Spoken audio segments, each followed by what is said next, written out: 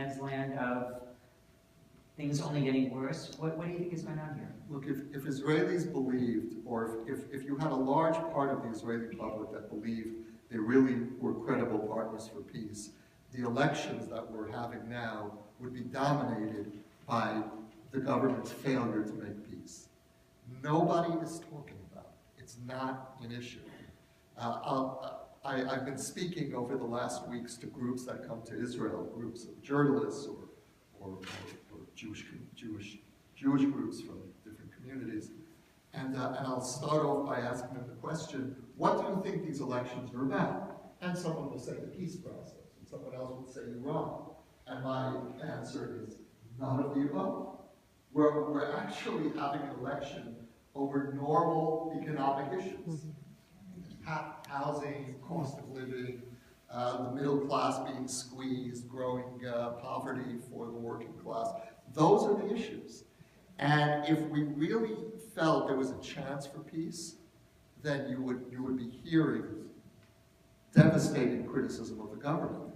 And what's happened is that, and this is really a story that the book tries to tell, is that we've gone from being split between left and right. I mean, we still have a left and a right, the settlers and the Haaretz editorial page.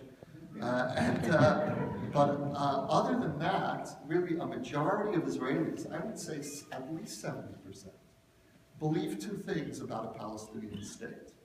One is that it's an existential necessity for Israel, for all the reasons you know, the demographic threat, the threat to Israeli democracy, Israel's status around the world. And on the other hand, the Palestinian state is also an existential threat because missiles would not only be falling on Sderot, they'd be falling on Tel Aviv and Jerusalem if we gave up the West Bank. And if we redivided Jerusalem at this moment in the history of the conflict, we would find ourselves sharing Jerusalem with Hamas, because Hamas would take over the Palestinian state. So I think, like most Israelis today, am ready for the deal. I'm ready for almost any deal if I thought it would really lead to peace or to Israel's legitimacy in the region. Given the fact that I don't believe that any amount of Israeli concessions at this point will bring us peace, I'm essentially stalemated with myself. And that, I think, is very much the centrist dilemma.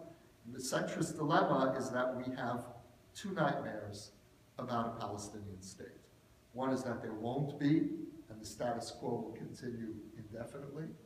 And the other is that there will be. And that's where most of us are at. And you know, when I speak to American Jews, I feel often that I'm in a time warp. When I go to speak to Orthodox communities, right-wing communities, it's the 70s and the 80s. And Begin and Shamir are still in power, and it's the days of Greater Israel, and we just have to affirm our right to what's ours. And when I speak in liberal communities, it's the 1990s. It's the Oslo years. And all we have to do is just be determined to sign a deal because we have partners on the other side, and it's our fault, and it's the occupation. Stop building settlements, which I personally agree with, but that's the only part of that statement that I agree with.